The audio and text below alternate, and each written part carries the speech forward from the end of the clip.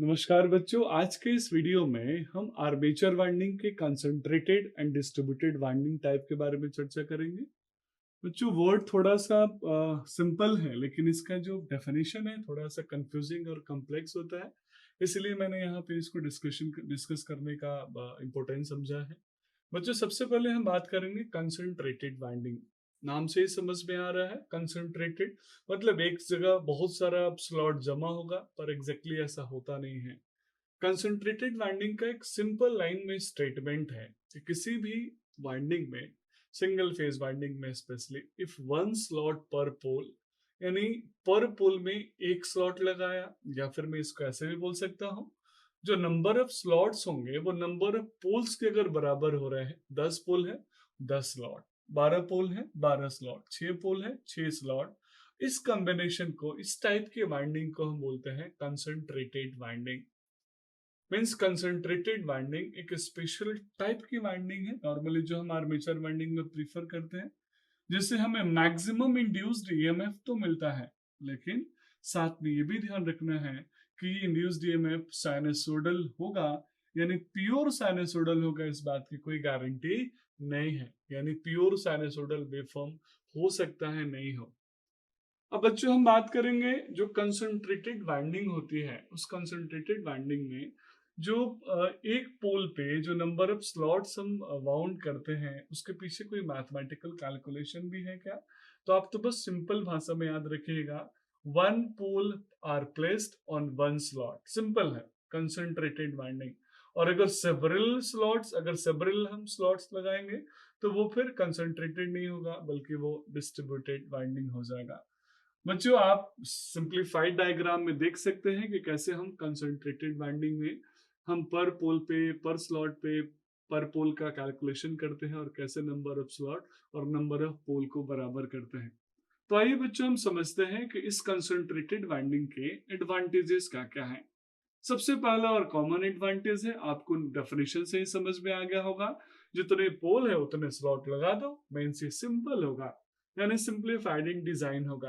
अब सिंप्लीफाइड इन डिजाइन तो है, लेकिन इसका फिल फैक्टर क्या है?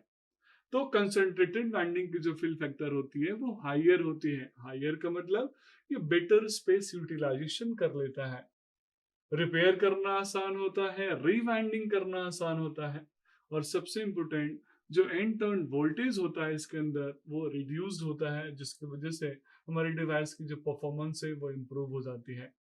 अब स्पेसियस है तो स्वाभाविक है कूलिंग भी आसान होगी, यानी इम्प्रूव्ड कूलिंग है, मुझे अलग से कोई कूलिंग मैकेनिज्म डेवलप करने की जरूरत नहीं पड़ती है, और वाइंडिंग अरेंजमेंट में भी काफी फ्लेक्सिबल है।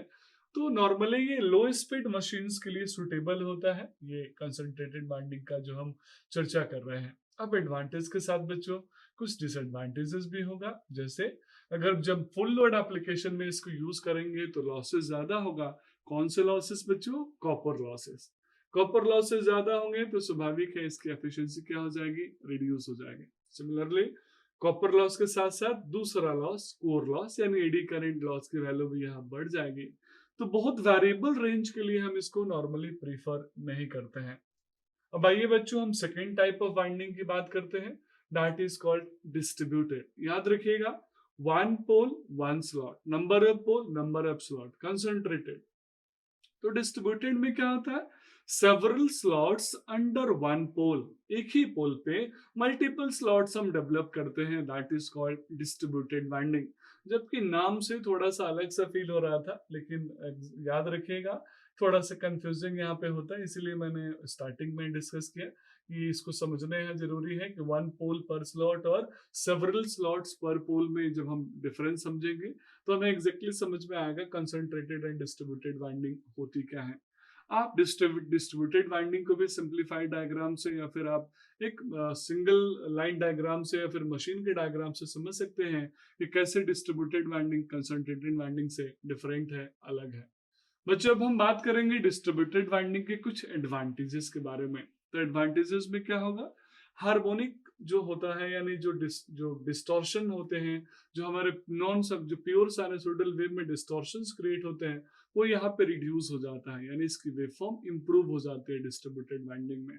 और डिस्ट्रीब्यूटेड वाइंडिंग में जो वेवफॉर्म इंप्रूव हो रही है, हार्मोनिक मिनिमाइज होगा। तो अब हार्मोनिक मिनिमाइज से बहुत सारे पैरेलल बेनिफिट्स मिलेंगे, जैसे आर्मेचर रिएक्शन, आर्मेचर रिएक्टेंस जो होगा वो रिड्यूस हो जाएगा। एफिशिएंस, अब मैं इसको बोल सकता हूँ लॉसेस कम हो रहे हैं तो एफिशिएंसी भी बढ़ेगी।